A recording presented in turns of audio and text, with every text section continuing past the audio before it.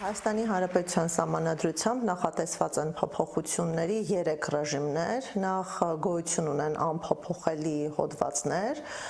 կան գլուխներ եւ հոդվածներ, որոնք կարող են փոփոխվել բացառապես հանրաքվեի միջոցով, եւ երրորդը փոփոխություններ, որոնք կարող են կատարվել օրենսդիր մարմնի ազգային ժողովի կողմից։ Սահմանադրության 148-րդ հոդվածը կարգավորում է կառավարության անդամի ներկայացվող պահանջները։ Սահմանադրության 148-րդ հոդվածը անփոփոխելի հոդված չէ, ավելին չի պահանջվում դրա փոփոխության համար հանրաքվե,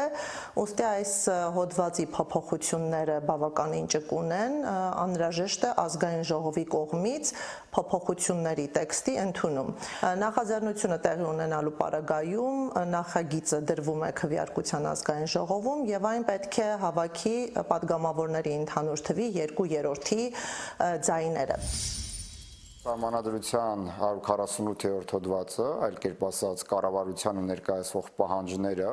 որտեղ որ հղում է տրվում падգամավորներին ներկայացվող պահանջներին, ինքը կարող է փոփոխվել ավելի պարզեցված, այսինքն ազգային ժողովի կողմից։ Պետականագիտական առումով կարևորագույն հարցերը պետք է շատ խորքային քննարկման առարկա դառնան, նոր համտասխան որոշումներ կայացվեն։ Սահմանադրության 148-րդ հոդվածը սահմանում է կառավարության անդամի ներկայացվող պահանջները։ Սահմանադրության 148-րդ հոդվածը կարող է փոփոխվել ազգային ժողովի կողմից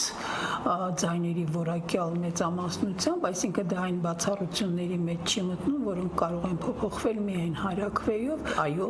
ազգային ժողովը կարող է փոփոխել վարչապետին եւ կառավարության մյուս անդամների ներկայացվող պահանջները։ Սահմանադրության որոշ դրույթներ փոփոխվում են ազգային ժողովի որոշմամբ, կոնկրետ 202-րդ հոդվածի առաջին մասում նշված են այն հոդվածները, այն գլուխները նաև, որոնք կարող են փոփոխվել միայն հանրաքվեով։ 148-րդ հոդվածը այդ ցանկում չկա։ Սա նշանակում է, որ մենք պետք է ղեկավարվենք, եթե փոփոխելու անհրաժեշտություն հիմքեր լինեն,